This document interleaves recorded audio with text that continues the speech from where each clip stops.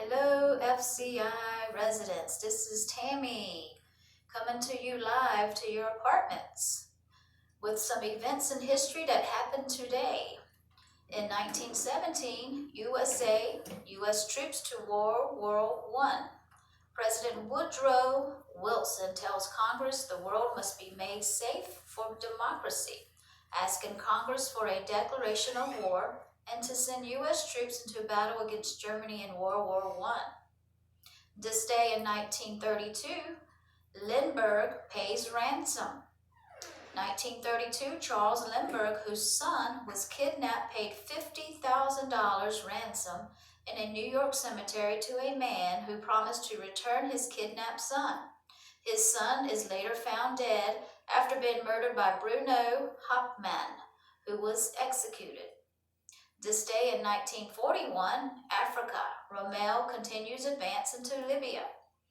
Lieutenant General Erwin Rommel, the Desert Fox, resumes his advance into Syrencia, modern-day Libya, signaling the beginning of what 9 days later will become the recapture of Libya by the Axis forces.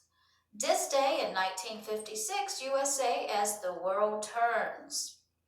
As the world turns, the first half-hour serial is aired at 1:30 p.m., airing each weekday on CBS. Currently, the show is 1 hour long, set in the fictional town of Oakdale, Illinois, with between over 13,000 episodes being shown. This day in 1972, Charlie Chaplin returns to the United States. Following 20 years of self-imposed exile after he was accused of un-American activities as a suspected communist sympathizer during the era of McCarthyism, he returned only to receive an honorary Oscar at the Academy Awards and went back to his home in Vevey, Switzerland. This day in 1942 or 1974, France President Georges Pompidou. The President Georges Pompidou died from Waltenstorm in Paris.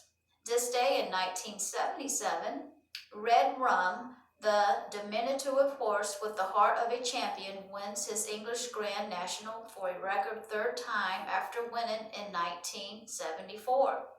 The Grand National is widely recognized as one of the testing races in the world, with the majority of horses fallen of refusal to continue. This year was no exception. This year in 1979, the world's first anthrax epidemic began in Ekaterinburg, Russia. By the time it was finished, 62 people were dead. The town did not continue a biological weapons plant, and in 1992, the cause was confirmed as starting at that plant. This day in 1982, Argentina invaded the Falkland Islands and quickly overcame the small garrison of British Marines at the town of Stanley of East Falkland. This led to the Falkland Crises. Both sides never used the word war, although the popular press in both countries did. The final official date of the conflict is given as 14th June, just 6 weeks after the Argentinian invasion, with Britain back in full control of the islands. This day in 1986, Greece bomb explodes on TWA Boeing 727. Bomb explodes on TWA Boeing 727, tearing a hole in the side of the aircraft, which struck 4 passengers, including an 8-month-old baby from the aircraft. The TWA passenger jet was flying over Greece on its way to Athens when the bomb exploded. This day in 1987, USA speed limit increased to 65 miles an hour. Congress passed laws which allowed each state to increase the speed limit on rural roads from 55 to 65, observed on the country's roads. This day in 1989, Cuba Soviet leader visits Cuba to patch up relations. Russian leader Mikhail Gorbachev arrives in Havana to meet Fidel Castro.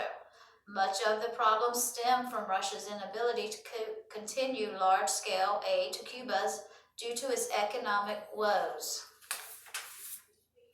This day in 1992, John Gotti. Mob boss John Gotti, often referred to as the Teflon Don because of the number of times he was charged but not convicted, is finally convicted in New York of racketeering, murder, obstruction of justice, hijacking, illegal gambling, extortion, tax evasion, and loan sharking, largely helped through the testimony of an ex-high-ranking member of the mafia, who had turned informant Salvatore Grafano. John Gotti is sentenced to life in prison without the possibility of parole, where he died in 2002. This day in 1998, France, Maurice Papon. A former cabinet minister, Maurice Papon, is sentenced to 10 years in jail. After proof is published in the press showing his signature on papers deporting 1,690 Jews of Bordeaux to Drancy intermediate camp from 1942 to 1944 during World War II. This day in 2002, Palestine, Israel takes control of Bethlehem. Following Palestinian gunmen take control of the Church of the Nativity, the traditional birthplace of Jesus, for 39 days.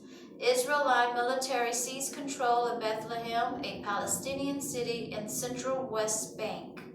This day in 2005, Vatican Pope John Paul II served as the 264th Pope of the Roman Catholic Church from October 1678 until his death on 2nd April 2005, almost 27 years later.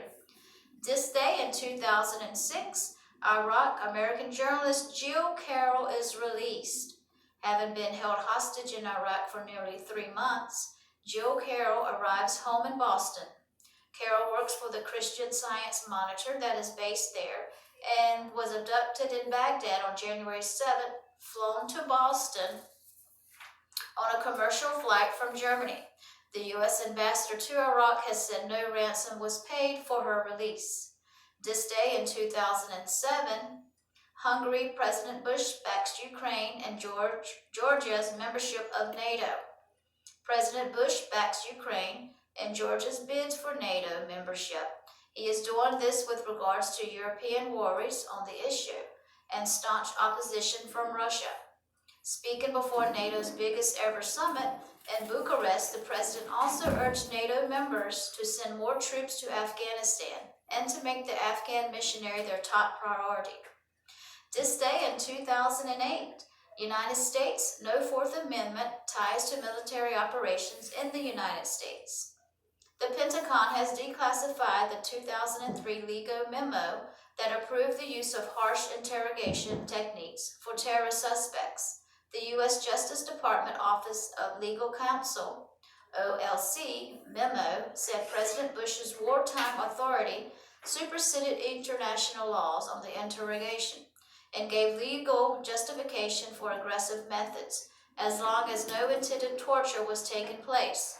The memo was subsequently overruled, but its release allowed a lawsuit by the American Civil Liberties Union to take place. This day in 2009, members of the G20 meet in London over what to do about the ongoing global financial crises.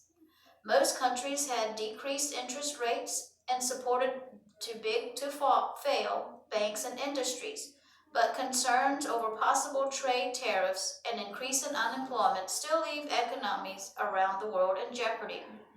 The world's leading economies have reached an agreement on how to tackle the global financial crises with measures worth $1.1 trillion. This day in 2010, the United States has announced that it will be fulfilling its incumbent air passengers to work out which of them will need further screening. This system will replace the mandatory screening of travelers from 14 nations that has taken place since the failed attack in December 2009.